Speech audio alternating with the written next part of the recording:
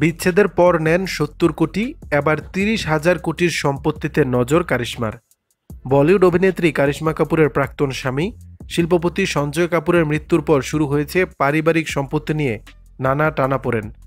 প্রাক্তন স্ত্রী কারিশমা, বর্তমান স্ত্রী প্রিয়া সচদেব কাপুর এবং মা রানী কাপুর, এই তিন নারীর নাম ঘুরপাক খাচ্ছে উত্তরাধিকারের তালিকায়। গত ১২ই জুন প্রয়াত হন দিল্লির শিল্পপতি সঞ্জয় কাপুর। তারপরই সামনে আসে পারিবারিক নানা অভিযোগ পাল্টা অভিযোগ।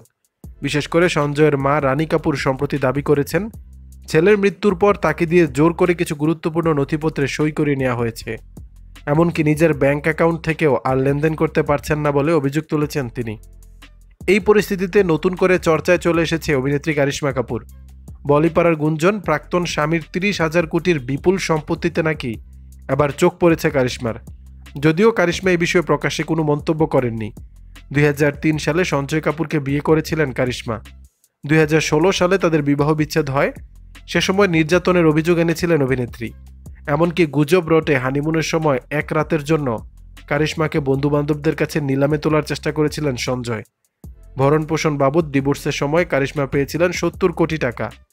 এছাড়াও দুই সন্তান সামাইরা ও কিয়ানের ভবিষ্যতের জন্য পেয়েছিলেন ১৪ কোটি টাকার বন্ড এবং প্রতি মাসে ১০ লাখ টাকা করে সুদ। তবে বলিপাড়া সূত্রের দাবি, সঞ্জয় কাপুরের উইল অনুযায়ী কারিশমার জন্য কোনো সম্পত্তি বরাদ্দ রাখা হয়নি। এমনকি তিনি নিজেও এই বিপুল সম্পত্তি থেকে কিছু দাবি করেননি বলে খবর। অন্যদিকে সোনাকম স্টারের মালিকানা নিয়েই নাকি মূল বিবাদ তৈরি হয়েছে কাপুর পরিবারে। তবে সেটা কারিশমার সঙ্গে নাকি সঞ্জয়ের বর্তমান স্ত্রী প্রিয়া সচদেব বা অন্য কাউকে ঘিরে তা এখনও পরিষ্কার নয়। কাপুর পরিবারের ঘনিষ্ঠ মহল থেকে বিভিন্ন ইঙ্গিত মিলেছে, যা রহস্য আরও ঘনীভূত করেছে। দর্শক, বিষয়টি নিয়ে আপনাদের মতামত জানাবেন নিচের কমেন্ট বক্সে।